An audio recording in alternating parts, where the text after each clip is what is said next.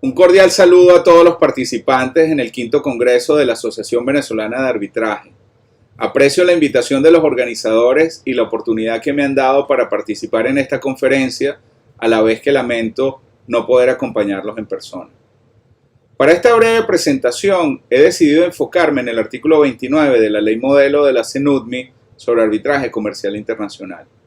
Si bien este artículo no se refiere expresamente al laudo o a su naturaleza jurídica, como es el título de esta charla, su importancia es clave para entender el pronunciamiento del laudo y la terminación de las actuaciones. Por lo tanto, es muy relevante para esta discusión. Déjenme comenzar por decirles que el artículo 29 resuelve tres problemas concretos. Primero, resuelve el problema de la falta de unanimidad al adoptar la regla de que las decisiones se puedan tomar por mayoría. En segundo lugar, el artículo 29 constituye la reafirmación del principio de autonomía de la voluntad de las partes al permitirles acordar el mecanismo de toma de decisiones que consideren más apropiado.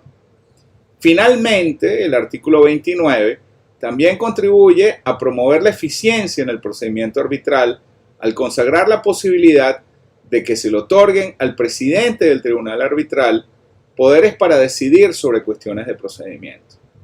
No obstante estos tres aspectos que acabo de mencionar, el artículo 29 no es una norma de cumplimiento obligatorio, no sanciona la falta de participación de todos los árbitros en la elaboración del laudo, no define qué es un laudo y permite que las decisiones individuales del presidente sobre aspectos de procedimiento puedan ser modificadas posteriormente por el tribunal.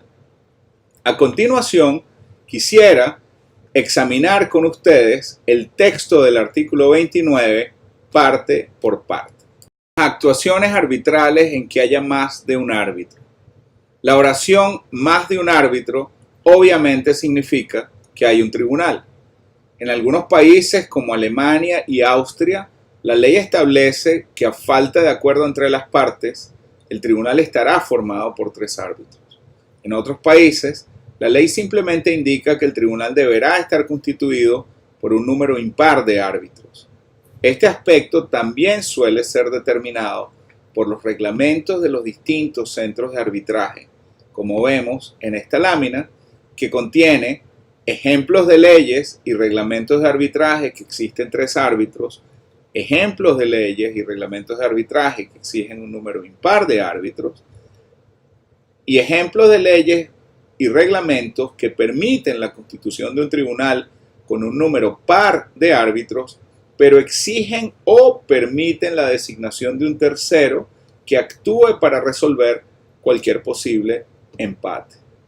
De acuerdo con otras leyes, como la ley inglesa de arbitraje de 1996 o la ley escocesa de arbitraje del año 2009, cuando las partes no se han puesto de acuerdo sobre el número de árbitros que deberán constituir el tribunal, la solución es la designación de un árbitro único.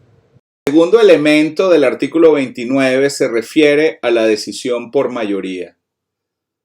A pesar de que la razón principal por la cual las partes acuerdan nombrar un tribunal arbitral es para que las deliberaciones y el laudo sean el fruto de un esfuerzo colegiado, ello no siempre ocurre así. En áreas como por ejemplo el arbitraje de inversiones, un estudio realizado en 2015 concluyó que los laudos unánimes ocurren en aproximadamente el 80% de los casos. Pero la unanimidad no es necesariamente la forma más eficiente de resolver un arbitraje, pues lograrla puede tomar un tiempo enorme y un esfuerzo que va en contra de la idea de celeridad en el arbitraje. Es por ello que los reglamentos de arbitraje más importantes del mundo y muchas leyes nacionales acogen la fórmula de que el laudo sea dictado por mayoría y no necesariamente por unanimidad. Algunos ejemplos de estas leyes los encontramos en Australia, Austria, Bélgica, Canadá, Chile, Costa Rica, Hong Kong, Alemania, India, México, Nicaragua, Perú, Singapur, España, Turquía, el Reino Unido y Francia, por nombrar algunos países. No obstante, también hay leyes, como la de Arabia Saudita, que requieren unanimidad en ciertos casos. La regla de la decisión por mayoría contenida en el artículo 29 de la Ley Modelo resuelve algunos, pero no todos los problemas que pueden surgir. ¿Qué pasaría, por ejemplo, si en un tribunal formado por 3 árbitros, cada uno tiene una opinión excluyente e incompatible con respecto a los otros 2 sobre el quantum? En casos como este, algunos reglamentos de arbitraje, como el de la CCI y el de la Corte de Londres sobre arbitraje internacional, le confieren al presidente del tribunal un poder extraordinario para decidir, salvo acuerdo en contrario de las partes. La posibilidad de permitir a las partes alterar la regla de decisión por mayoría es una manifestación del apoyo de la Ley Modelo al principio de autonomía de la voluntad de las partes en el arbitraje comercial internacional. No obstante, es importante tomar en cuenta las limitaciones derivadas de las normas de cumplimiento obligatorio o de orden público, incluidas en algunas legislaciones nacionales a este respecto. Por ejemplo, hay países en los que se exige que el número de árbitros sea impar y en caso de que las partes desobedezcan dicha limitación, o se considera que el acuerdo es nulo, o la misma ley establece un mecanismo de corrección. La ley austríaca, por ejemplo, acoge esta última postura al imponer a los árbitros nombrados la obligación de designar a un tercer miembro. En otros países como Italia, esta función es conferida a los jueces. El acuerdo de las partes a que se refiere el artículo 29 no se limita al número de árbitros ni a la regla mayoritaria, sino que también puede extenderse a otras funciones del tribunal o a las funciones conferidas a un árbitro específicamente. La última parte del artículo 29 autoriza a que las cuestiones de procedimiento puedan ser decididas por el presidente del tribunal. Esta autorización no es genérica, sino que solamente se circunscribe a cuestiones de procedimiento. Lo que ocurre es que la Ley Modelo no define qué debe entenderse por cuestiones de procedimiento. Sin embargo, generalmente se considera que éstas se refieren, entre otras cosas, a la fijación de la audiencia oral, a la fijación de plazos, a la determinación del idioma a utilizar en el procedimiento y al nombramiento de expertos. En todo caso, la determinación de si algo es procedimental o no depende de lo que establezca la ley aplicable.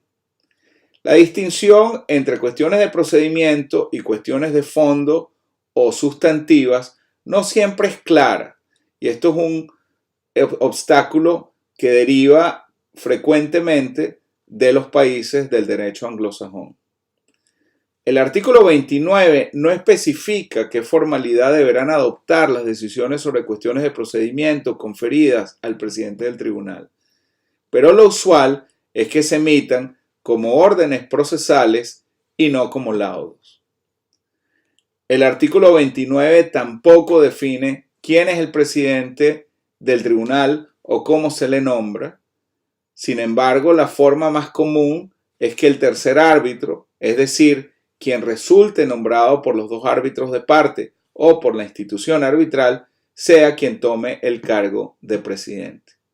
En todo caso, es importante mirar lo que dicen las reglas de procedimiento aplicables a este respecto.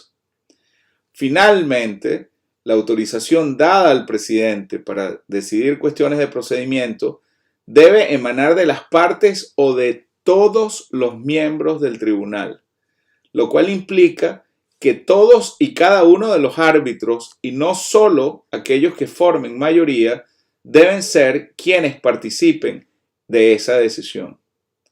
Con esto concluyo mi participación, les doy las gracias y quedo a sus órdenes para cualquier pregunta o comentario, para lo cual les dejo mi dirección de correo electrónico. Que tengan un saludo y mucho éxito en el resto de la conferencia.